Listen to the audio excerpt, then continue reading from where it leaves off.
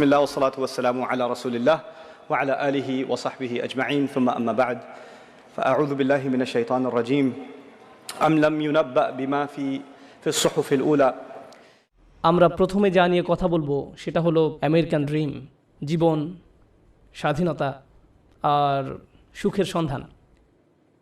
ভালো কথা, আমি শুরু করব সুখের সন্ধান দিয়ে। আমি যেটা বলতে চাচ্ছি তা হলো, এটা যদিও চমৎকার একটা উপমা, আর এই জাতির প্রতিষ্ঠাতাদের মনে অবশ্যই ভালো উদ্দেশ্য ছিল, কিন্তু আমি আসলে খুবই অবাক হয়েছি, কারণ কোরআনে সুখের সন্ধান নিয়ে কিছুই বলা হয়নি। কোরআনে সুখের সন্ধান নিয়ে কিছুই বলা হয়নি। খুবই তাজ্জব ব্যাপার। আমি 15 বছর ধরে এটা বুঝতে চেষ্টা করেছি যে কোরআনে কোথায় এই সুখের সন্ধানের কথা বলা হয়েছে। আল্লাহ এই ব্যাপারে কথা বলেননি, কিছুই বলেননি। আর এটা আমাকে ভাবায় যে আধুনিক সভ্যতার জন্য এত গুরুত্বপূর্ণ একটা ব্যাপার, মানুষ সুখী হতে চায়, কিন্তু আল্লাহ এই ব্যাপারে কিছুই বলেননি। কোরআনে এটা বলা নেই কীভাবে সুখের সন্ধান পেতে হবে। আর এটা খুবই আকর্ষণীয় ব্যাপার যে কোরআনের সবচেয়ে বড় যে অনুভূতির কথা বলা হয়েছে তা হলো সন্তুষ্ট থাকা। এটাই সব থেকে বড় লক্ষ্য, সুখ নয়। কিন্তু এই দুইটি কিন্তু আলাদা জিনিস। সুখে থাকা আর শান্তিতে থাকা দুটো আলাদা বিষয়। এখন আমি আপনাদেরকে সাইকোলজির ব্যাপারে কিছু বলবো, খুবই আকর্ষণীয় কিছু বিষয়। আর এই তথ্যগুলো আমাদেরকে কোরআনের বাণী বুঝতে আরও বেশি সহায়তা করবে। আর আমার আলোচনার পুরোটা এই নিয়ে। আর এই বাণীটি আছে সূরা নাজমের মধ্যে, ওয়া আল্লাইসা লিল ইনসানি ইল্লা মা সাআ, এবং মানুষ তাই পায় যা সে করে। এখন আপনারা আমার সাথে থাকার চেষ্টা করুন। সর্বপ্রথম আর সবচেয়ে ছোট যা মানুষ সন্ধান করে, বিশেষ করে তরুণ প্রজন্ম যা চায়, আমি জানি শ্রোতাদের মধ্যে মনে মনে তরুণ লোক আছেন, কিন্তু আমি এখানে যারা বয়সে তরুণ তাদের বলছি। আমি চাই আপনারা এটা বুঝতে পারুন যে সবচেয়ে তুচ্ছ কিছু যখন জীবনে সন্ধান করা হয়, তখনই আসলে সুখের সন্ধান করা হয়। এটা আসলেই সব থেকে তুচ্ছ। আমি বলছি কেন আমার এই ধারণা। যেমন শনিবারে ঘুম থেকে উঠে বাড়ির কাজ করতে ইচ্ছা করে না, তাই 12টা পর্যন্ত ঘুম দিয়ে ওঠেন আপনি। আপনার তখন কী অনুভূতি হয়? আপনি তখন সুখী।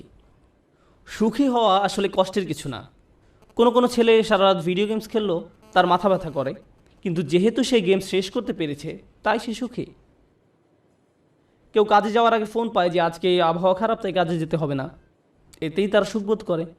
সুখ পাওয়া খুবই সহজ, বিশেষ করে ছোট জিনিসের ক্ষেত্রে। অবশ্য সম্পর্কের থেকে সুখী হওয়া এর চেয়ে কঠিন। বাবা মাকে সুখী করা, অথবা বাবা মা যেন আমার উপরে খুশি থাকে, এটা করা কঠিন। আর স্ত্রীকে খুশি করা, এটা নিয়ে কথা না বলাই ভালো। আসুন আমরা এটা নিয়ে কথা না বলি। কিন্তু শুধু নিজের জন্য, যেমন আপনি একটা সিনেমা দেখলেন, আপনি এতেই খুশি। অথবা আপনার বন্ধুর সাথে দেখা হলো, আপনি খুশি। আপনি আপনার পছন্দের রেস্টুরেন্টে খেতে গেলেন, আপনি অনেক খুশি। এটা খুব কঠিন কিছু না। কিন্তু এটা যেমন দ্রুত আসে তেমনি দ্রুত চলে যায় এবং আপনার আবার ভালো না লাগা শুরু হয়। আপনি হতাশ হয়ে যান এবং আবার সুখী হওয়ার চেষ্টা করেন। এটা অনেকটাই মাদকাসক্তির মতো, কারণ এটা আপনার সাথে সর্বদা থাকে না। আর এটাই হলো সবচেয়ে নিম্ন স্তরের সন্ধান। তাই মানুষ যখন বলে আমি শুধু সুখী হতে চাই, আমি আসলে জানি না সে কি বোঝাতে চাচ্ছে। কারণ কোনো মানুষই সবসময় সুখী নয়। আল্লাহ আমাদেরকে অনেক অনুভূতি দিয়েছেন এই জীবন অভিজ্ঞতা অর্জনের জন্য, এবং এর সবগুলোই সুস্থ জীবনের অংশ। সুখ হলো এদের একটি মাত্র।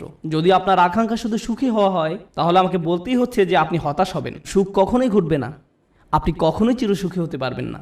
এটা আসলে এভাবে কাজ করে না। আমি বলছি না যে আপনাকে হতাশ হতে হবে। আমি যা বলতে চাচ্ছি তা হলো সংগ্রামও জীবনের একটি অংশ। যখন আপনি বার্ষিক পরীক্ষার জন্য প্রস্তুত হচ্ছেন, আপনি কিন্তু সুখী নন।